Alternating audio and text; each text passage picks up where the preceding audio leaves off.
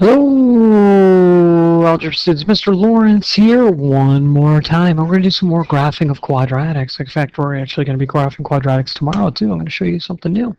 But in this video, we're going to talk about the quadratics where our discriminant, the b squared minus 4ac part, ends up being a negative, and so there's no solution. I don't believe I've done any of those yet. They're really not that difficult, but let's go ahead and see what they look like anyway. So first of all, we're going to find A, B, C. Easy as 1, 2, 5. And then we're going to do the discriminant. B squared minus 4ac. Okay, so we're going to expand that and get 4. And then that'll be a minus 20, which is a negative 16. So our discriminant is less than 0, so there's no solution to this. Now remember, this is very important.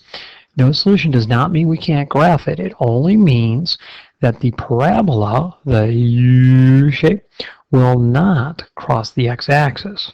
So I'm still going to go ahead and find the vertex, all right? Remember, the vertex is x equals the negative of b over 2a.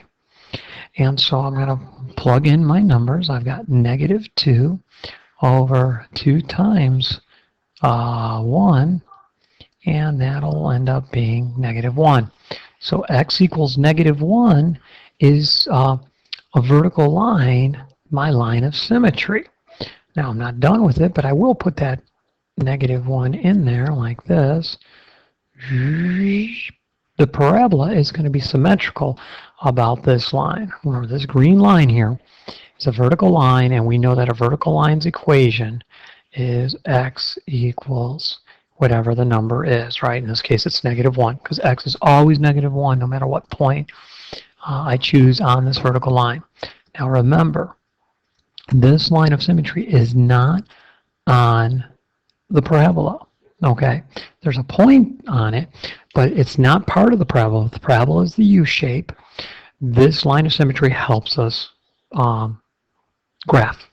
Okay, so I know that x is negative 1. Okay, I'm going to have to use my equation to figure out what y is. So let me see here. My original equation is x squared plus 2x plus 5. So let's see, y equals x squared plus 2x plus 5. And I'll tell you what I'm going to do. I'm going to move this negative 1. I'm going to put it here kind of in the middle of the line. You'll see why in a minute. And I'll give you a little hint right there. Okay, so I'm going to substitute negative 1 in for x. And like that. And let's see, negative 1 squared is 1. Minus 2. Plus 5, and I believe that's going to end up being 4, right? So that means the vertex occurs at negative 1, positive 4. So I'm going to go to negative 1, positive 4, and I'm going to put a point there, 1, 2, 3, 4. I think it's right about there. Now, to graph my parabola, I need 2 more points. Now, you know Mr. Lawrence loves smart work. I'm going to plug 0 in for x into my original equation. And when I do, I will get y equals 0 squared plus 2 times 0 plus 5. So y is going to equal 5. So 0, 5 is on my graph. Okay, right there. Now, I'm going to be very smart with my other point. I'm going to use symmetry. I'm going to plug in. This is 1 unit away on the right. I'm going to go 1 unit away on the left. That's going to be negative 2. Because when I put 0 in, I got the answer of 5 out. If I go 1 to the right, I go to the point 5. I go up to 5, not up 5 spaces, but up to 5. So I went 1 to the right and went up to 5. My y-coordinate is 5. If I go 1 to the left, I'm going to have to go up to 5 again. How do I know this? Because of symmetry. If you want to plug it in, you can, but it is not necessary. So there we go. Now this parabola should be able to draw a little bit better than I have been drawing the other ones. because they're closer together. So my parabola is going to do something like that. And then I love cloning it because it's just so simple and I don't have to worry about drawing it twice. Okay, so my parabola is going to be like that. And it should be as rounded a U shape as possible. Maybe the video doesn't show that. All right, we're going to do one more example, and then you're going to get a lot of practice with this tomorrow. I'm going to find A, B, and C, right? So A, B, C. Easy as 4, 1, 6. And then I'm going to plug those into my discriminant. B squared minus 4AC. And I'm going to evaluate that. I'm going to do 1 minus, let me see here, 24 times 4, 96, I think. So that's going to equal a negative 95. Well, that's definitely less than 0. So there is no solution to this. So I do not expect this parabola to cross the x-axis. Okay, now I'm going to go looking for my line of symmetry and the x-coordinate of my vertex. So I'm going to use the negative of b over 2a. And that's going to equal negative 1/8. All right, so let me see here. Line of symmetry. I'm going to make this one thin because it's going to be hard to tell them at 1/8. 1/8 is going to be pretty small. Negative 1/8, that is. So this vertical line that I'm putting in is the line of symmetry. Its equation is x equals negative 1/8.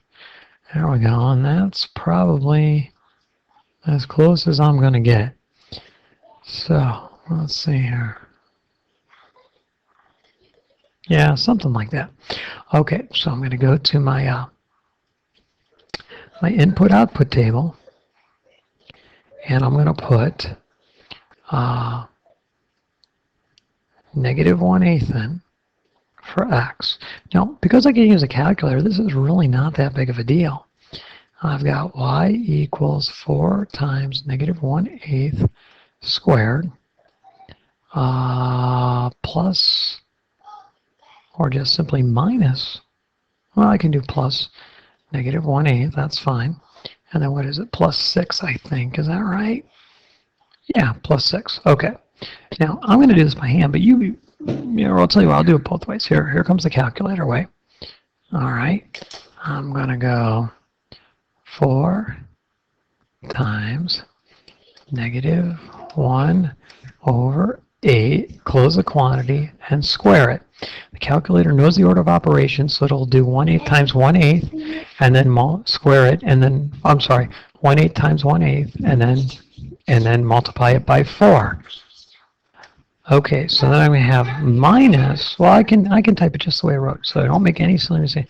Negative 1/8, and then plus 6, and I'll hit enter. Okay, and so I'm getting this number that's pretty close to 6, and you can call it like 5.94. It's going to be hard to accurately